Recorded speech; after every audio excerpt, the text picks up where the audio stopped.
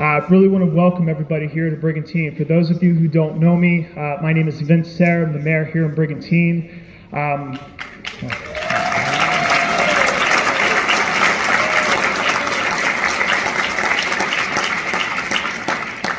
Normally at the beginning of events, I announce all the elected officials.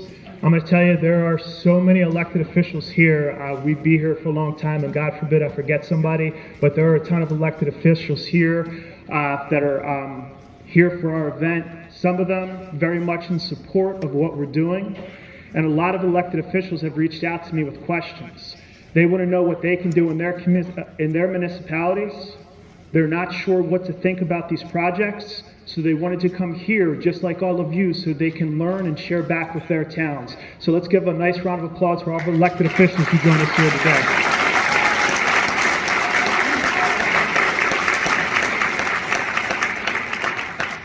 Also want to give a special thank you to our Brigantine School, a couple of our teachers that are here, a couple of our students that are actually filming this for us here today to make sure that anybody who couldn't attend the meeting can hear what happened. So let's give them a nice round of applause.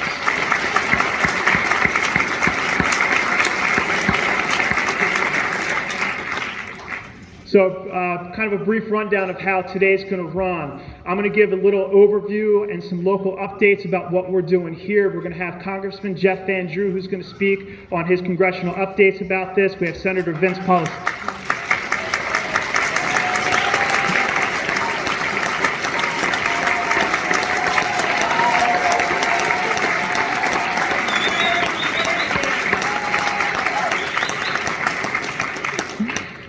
We have Senator Vince Palestina, who's here.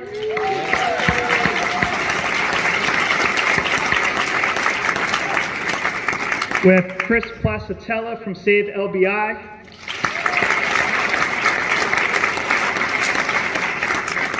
We're going to have Keith Moore from Defend Brigantine Beach.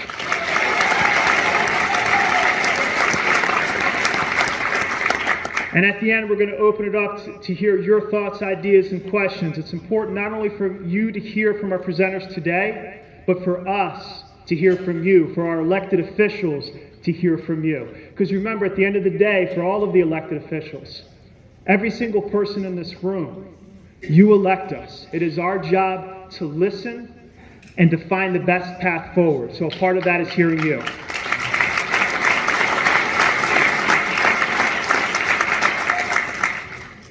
Now, I always like to try to give credit where credit's due. Some of the slides that I have here today, Rutgers University is actually doing the study on ocean wind energy. Dr. Doug Zlemekis has shared some of his information with me. I've pulled a couple of his slides. So if you see the Rutgers symbol on there, this is information I took from him. So I wanted to make sure he gets credit for his work.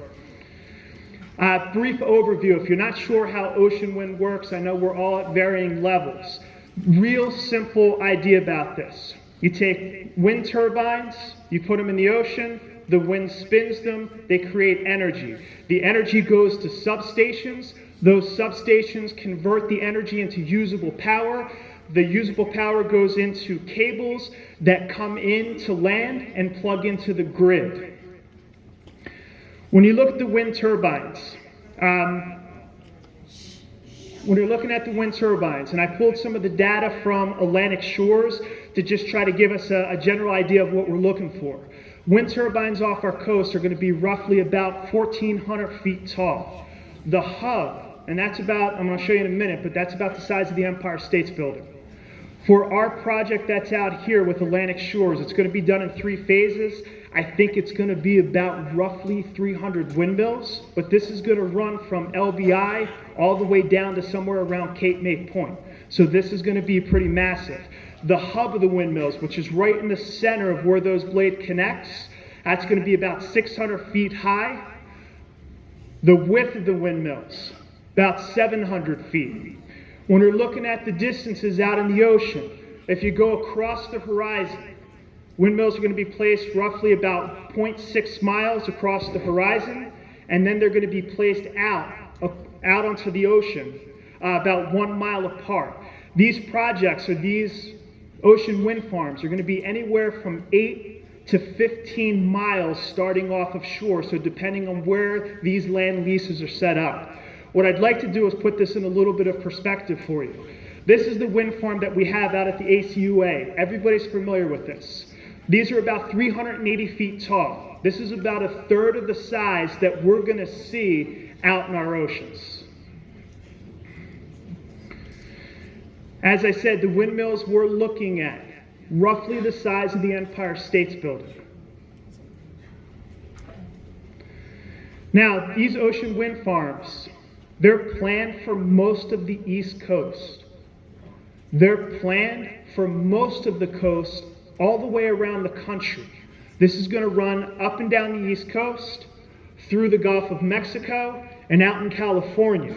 I've had people from California start to reach out. They're doing a little bit different there, where they're going to be putting them on floating platforms because they don't have the same continental shelf that we have, but they're starting to see some of the same issues that we have here with impact to whales and marine life. They said the only difference, though, between New Jersey and California right now is you guys have the courage to speak up about it.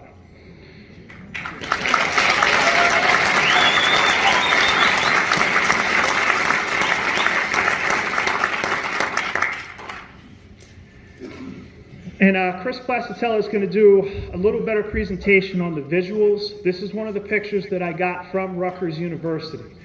When I asked Dr. Zemeckis, I said, hey, look, is this a fair representation of what we're going to see? He said, I don't know. I said, what do you mean you don't know? You're doing a study on this. He said, I don't know. This is what we have. This is what's available. I can't 100% tell you what this is going to look like in the ocean. One of the things that's very concerning for me, and I think people need to understand this, Brigantine is in support of green energy solutions. We just need to make sure that they're done responsibly. I am not a scientist. I am not an expert. I am a concerned citizen, just like all of you, who is researching, trying to get answers. When I look at this, it looks like a mass industrialization of the ocean. One of the...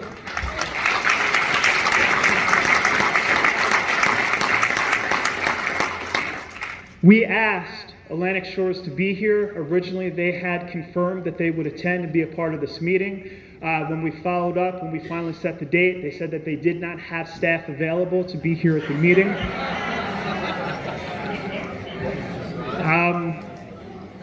I will tell you, I have a good relationship with both Atlantic Shores and Orsted. We do talk back and forth a lot.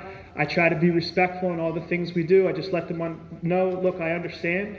But I know a lot of people have a lot of questions, and this would be a great opportunity for them to hear from you about what's going on out there. So that's where we left it. Give you a brief overview of some of the timelines. Right now, I think the biggest hurdle we're looking at is the environmental impact studies. This is going to be approved. If the federal government approves it, they're looking at, I've heard anywhere from late spring to early summer. I believe once the environmental impacts, if the federal government approves them, these things are going through no matter what anybody thinks. So one of the things that we've said is before approvals are given, this is the time to ask questions, this is the time to get information to make sure that people feel comfortable with what's going on. Because once they go in the ocean, you're looking at the next 25, 30 years of our lives that we're going to have to deal with this. If there's major issues that we don't understand or don't know, once they're constructed, it's too late. Now is the time to gather the data and make sure that people feel comfortable about how we move forward as a community. When you look at timelines for construction, they say sometime in 25 or 26, construction is going to start, with these wind turbines starting to come online somewhere around 27, 28. I would tell you these are approximate dates. There's different projects in different phases that are going to come out at different times, but this will give you a rough idea about where they are. I think one of the biggest things that's concerning to us here in Brigantine, as well as in other communities, is the number of dead whales that are washing into our shores. I want to put this into a little bit of perspective. According to the Marine Mammal Stranding Center, who's been really kind of looking at this specific statistic since about 2002, we typically see an average of 7 strandings when the dead whales wash in. 7 strandings per year. We've had 8 in a couple weeks. What's going on? Now, what they start to talk about is with the necropsy reports. They come out, there's environmental groups who come out, who look at what happens. What we hear is their boat strikes. And I don't doubt that. What's causing these whales to all of a sudden not know how to navigate around boats? That's the question.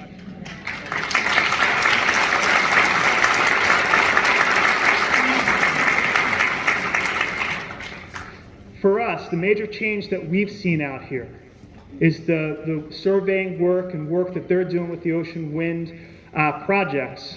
And we want to know if there's any connection between the two. You know, and I don't know if our county executive, Dennis Levinson, is here today, but one of the things he said a number of times is people deserve answers. Let's find out the answers one way or another so we can move forward.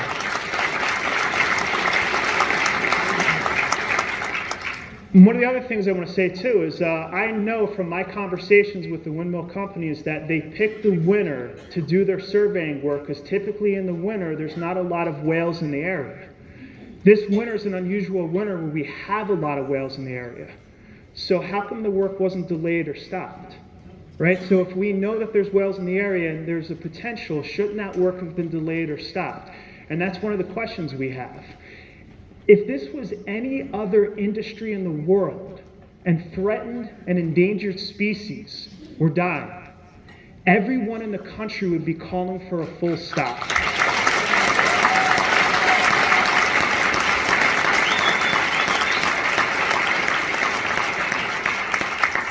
So the biggest question we have is, why is the ocean wind industry any different? On January 18th, Brigantine City Council passed a resolution calling for a moratorium on all ocean wind development activities until real scientific data can be collected and it can be confidently determined that there is no connection between the ocean wind activity and the numerous whale deaths we've seen over the last few weeks. And one of the things I want you to know is it's not just Brigantine who's doing this. More and more municipalities are reaching out and asking for copies of our resolution, passing our resolution, passing similar resolutions, or in the process of doing this. So this number grows every single day. One of the things we want to point out too is there's a number of environmental groups that say that there's no scientific data that shows that the ocean wind activities are causing the whale deaths. Brigantine City Council agrees that there's no scientific data, and that's exactly the point we're trying to make.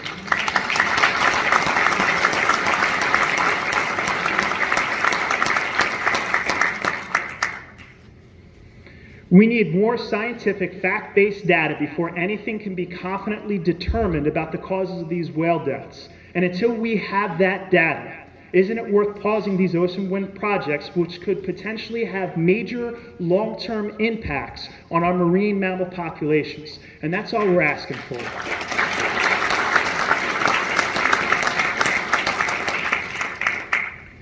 After we passed our resolution, there's a number of mayors who decided to write a letter and send this to the governor and to our New Jersey federal elected representatives, calling for the same moratorium on offshore wind for the same reasons we had here.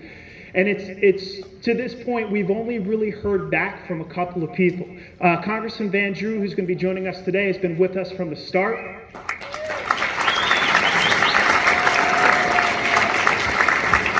And I apologize, but I'm drawing a blank on the congressman from the 4th District, Chris Smith. Thank you very much. Chris Smith has also joined in and calling for the moratorium. And this has actually turned into a nationwide issue. I know that a number of members of Congress are now calling for a moratorium on these offshore wind activities until answers can be found.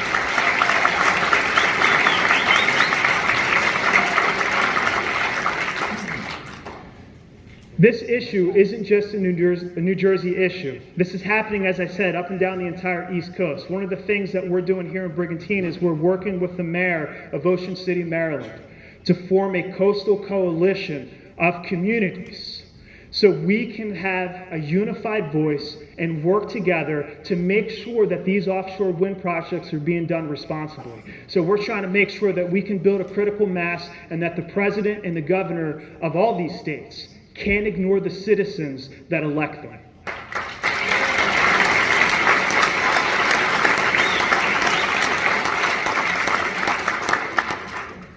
Here's what you can do.